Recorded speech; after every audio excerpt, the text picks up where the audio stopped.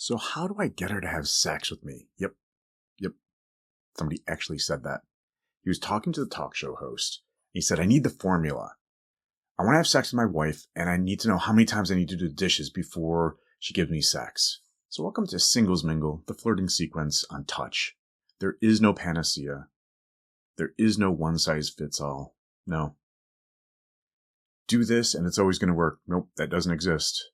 So I was listening to somebody, and he told the talk show host that he needed to know the formula. They had had sex for a while. He wanted to know how many times he needed to do the dishes before he earned sex. He looked at it like a transaction, not a relationship. That tends to be more of a guy perspective. Stereotypically, women hate that. They're not prostitutes. You don't earn sex. It's not a transaction. It's not like you pay money and you get sex. There's responsiveness. There's reading the situation, setting the context, encouraging it, being nice. When she feels safe and loved, respected, rested, not exhausted, romantic, cherished, the context itself is more supportive of sex. Is he setting the context? Hey guys, don't do stupid things. They pump the brakes. The emotional connection is significantly more likely to lead to physical connection. Do you want a good sex life? Then you do a good emotional connection. All right, so this is a guy who is already married. So imagine dating and flirting early on during dating. What do? You set the context. If you're just trying to get sex, be honest and upfront about it. Some people are totally up for it, some aren't. But that can be transactional. So if you are looking for a romantic relationship, think through what touch can set that foundation. Remember, early dating, you're still strangers, right? You've met maybe 4 or 5 times, you're still strangers. So what's safe touch in that context? A quick tap, fist bump, high five, maybe a hug? Do you want a little bit more intimacy and then kind of check out how she responds? Try this. When you're sitting next to her, lean in a little bit when you talk. Maybe even whisper something in her ear. For some women, they'll move away. Okay. Others, it makes her tingle. Maybe it's the timing that makes her move away, your speed of approach. I've seen people really awkwardly move in and it looks like they're going to headbutt the person. Or maybe the thought of a relationship is repulsive to her. Maybe she likes you, but not in that way, and now you're in her space. Maybe she's overstimmed. Maybe it's too hot. Maybe it's too loud. Who knows why she's reacting? And you can ask. Just remember this. Even if you do it perfectly, that doesn't guarantee anything. You are setting the causes and conditions for a physical relationship, an emotional relationship, a connection. Think about how she relates to what you're saying and doing. How does she relate to it? Relationships, how does she relate to it? How does she feel about your words, your nonverbals? That's how you pay attention to developing a relationship. How does she relate to what you're doing and saying? Relate, relationships. So you're establishing, I want to be more than friends. All right, in the dating world, if you listen to any of the YouTube channels, in the dating world, people talk about pushing and pulling. This is where excitement and anticipation are built, so it bears repeating. Practice it. Make sure that you do it well. You might push her away, gently, lovingly, not for a few minutes, but until the next day. All right, personally and professionally, I see this game from a mile away and I hate it. There are people who say that they love it. We're not all the same.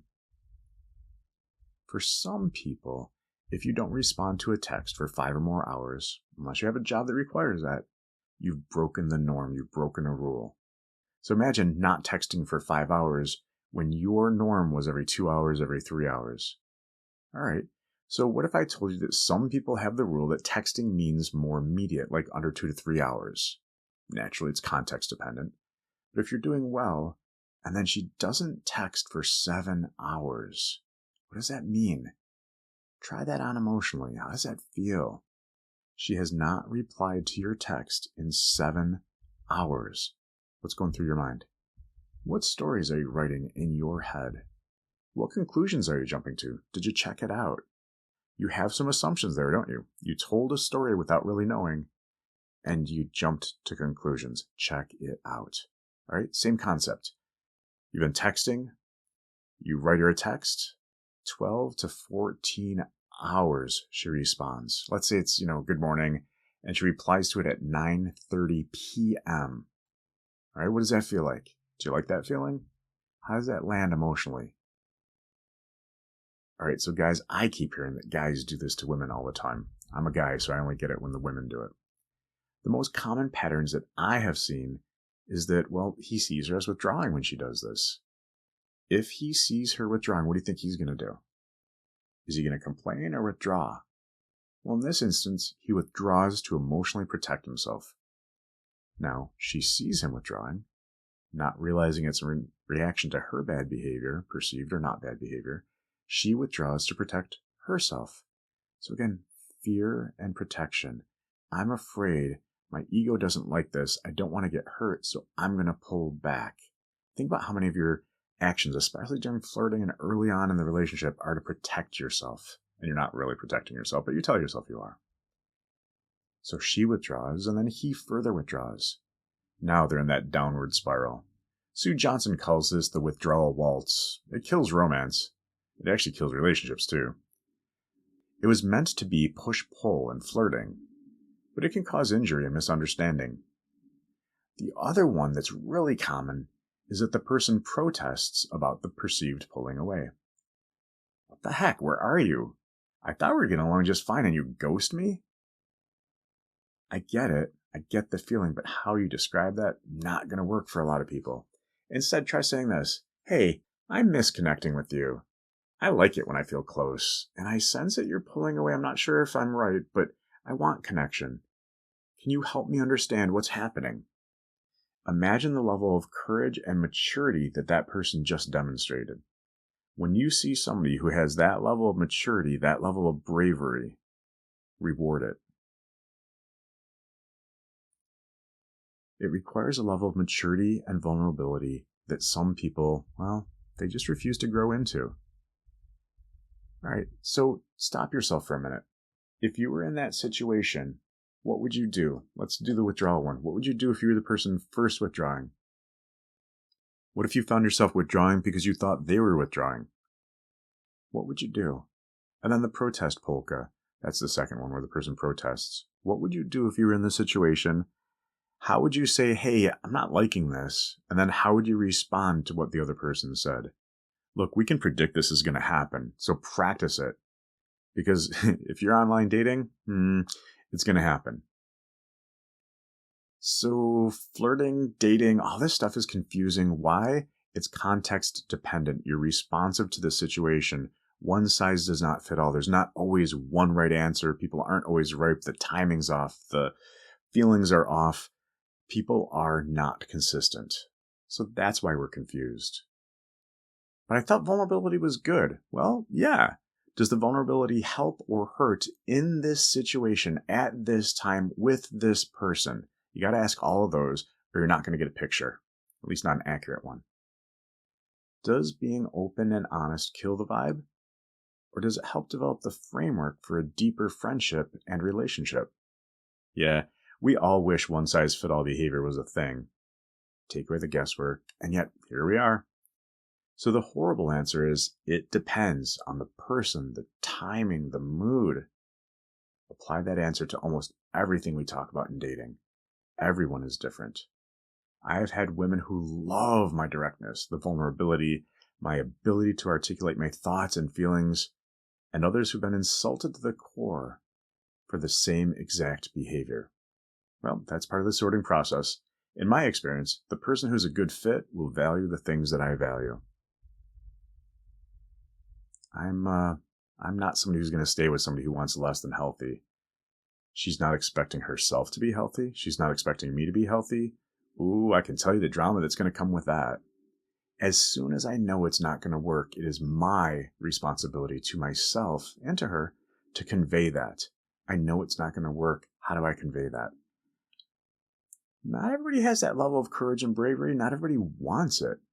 Sometimes I step up, sometimes I don't, and when I don't, I always regret it. Practice being brave. Practice saying the hard thing. Practice your courage. Develop that muscle. Don, I thought this was about flirting and touch. Maybe I was being too subtle. If you cannot do communication well, You may never get to touch. Or maybe you're going to force the touching because it's easier to have good sex than to have good communication. Now we're into flirting and touch, aren't we? Let's say you're skilled in flirting and she likes you. You've developed rapport. You pulled away gently, and she's sitting with her feelings of attraction. She's yearning for your connection, the attention, the sexual tension, and now you're not a steady supply of it, but she associates those good things with you. Let's say you set the scene like a pro. Now you pull away from her in a good way. Remember, in flirting, unpredictable can be intoxicating and addictive with the right person and with skill. One size does not fit all. Imagine on a meet and greet you say, "Gotta go," 45 minutes in. Are you leaving her wanting more, leaving on a high note and letting her think of it? Or was that just a dick move? Own your behavior. Let her have the reaction that she will have. How do you practice this? Well, start with practicing the touch. I'm doing this post-COVID, and I found that in my counseling sessions, there are people who don't want to shake hands, let alone touch or hug. Forget the high five for some people. As a counselor, I don't offer a hug, but some people embrace me before I even get what's happening. Post-COVID, very seldom, very few people do the hug even. Other people ask for a hug every single session. One size does not fit all in flirting, counseling, basically in all of life. So talk about it. Watch their response. I had a friend back in college. He would extend his hand for a handshake. Sometimes the other person didn't reciprocate and shake, and he would just leave his hand midair. The other person thought that that was socially awkward. Some people interpreted leaving him hanging as rude. Clearly, we have different rules and preferences for this. So, question your rules. Question your preferences. Do they work for you? There are so many ways to be. Practice the touch. Talk about it. Pay attention to the response. See what patterns you discern. Do that in general, but especially with this person. So I like to give the theory first and then say practice it. Knowing the theory is important. It's not enough to get you there, though. You need to practice the theory, just like when you learned a musical instrument or dance or cooking or sports, that kind of stuff. In order to achieve mastery, how many repetitions did you need? And not just repetition, but do you practice it correctly a bunch of times? So what exactly are you practicing here? Several things. Are you able to set the context up for success? Are you doing things that would make your touch welcome? Are you reading her reaction and her response? Men tend towards thinking that if she's friendly or smiles, that means she wants to be with us. Well, Don, of course she wants to have sex with me. Didn't you see? She smiled at me. Oh my goodness, that is not accurate. We overestimate how attracted she is. And yet, reading that research, my ego loves hearing that. So every time you practice this, and you will practice it, right? Practice, practice, practice. You see yourself practicing it correctly. I read the situation perfectly. I did what I wanted to do with the romantic context. And when I leaned in, her response was my ideal. My touch is welcome, and I live in this moment. I'm staying in the here and now, the present, because the next date might be different. People change from date to date. I don't expect the present to be the future. People are not consistent. It's amazing how inconsistent we are, and yet we expect that consistency. All right, that in itself helps me focus on where I am right now. So you probably heard the concept of process visualization, where you visualize the process. And then at the end, you see yourself succeeding. That's the goal visualization. When I don't have enough time to do a lot of repetitions, I focus on seeing myself successfully implement the skill, and it goes my way. So visualize yourself. What are you visualizing? What are you picturing in your head? So you picture something, you also have the feeling. Combine those two, your brain will remember it and record it as real. Your brain thinks that that actually happened in real life. So imagine getting in a lot of reps. How confident would you be in your skills? So visualize yourself dressing the way that you feel confident. Visualize what you said was great, and you do feel confident. She's responding to you in a way that you appreciate, which reaffirms your confidence. You feel validated in addition to self-validation. Your confidence, it's not dependent on outside forces. You determine how confident you feel, always. Nothing from the outside has to affect you unless you want it to affect you. You make the decision what affects you and you hold your boundaries accordingly. You either allow it in or you don't. All right, so you're picturing yourself.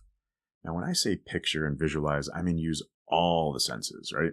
You smell good, you look good, the conversation's going well, you see yourself doing this skill at a level of excellence. Her response is what you were hoping for, and while even highly skilled people don't always get their preferences, right now, you got it. It gets the results you want. See, that's visualization, what we just did there. Picture it, feel the feelings, it's going well. Feel it in your body and it's more likely to stick. Feelings are important not just in visualization, but in relationships. Your brain has recorded it as real, so you got a tiny boost in confidence. If you want to maximize this, review this video of you being successful. So review it in your head. Review yourself doing the skill to perfection, making sure that you feel the feelings and you get the results you want. Your posture, your voice, your humor, perfect. You are in flow. Your visualization itself is making your confidence higher and making it more likely that you will follow through with it. How many repetitions you want, that's up to you. Do you want to feel more confident or less confident? Do you want to hone the skill or just wing it? Do you want to be kind of good or really good? What level of practice will get you the results that you want? Act accordingly. You've rehearsed it, mastered it, and are moving towards excellence. It's worth the practice, and practice feels good. The deliberate level of practice has a well-designed specific goal. You're consistently out of your comfort zone and consistently focus your attention. You build upon your previous skill set. So go practice this, improve your dating and your results. And hey, I just wanted to say, I appreciate you doing this with integrity and treating people with respect. It makes a difference. You make a difference. The people who use others or disrespect and hurt people, they're making it bad for the partner, they're making it bad for themselves, and don't forget that hurt people hurt people. Some people talk about the rules so you're both playing by the same set of rules, and then you reduce the silly guesswork. No more the read my mind crap that people try. Yeah, you can improve your ability to anticipate and read patterns if you pay attention, but you don't have to be psychic. Please hit like and subscribe and maybe consider sharing it with a friend. It helps me spread the message of good, respectful dating and changes the culture of dating. If you want more resources, check out my website, voicecounseling.com.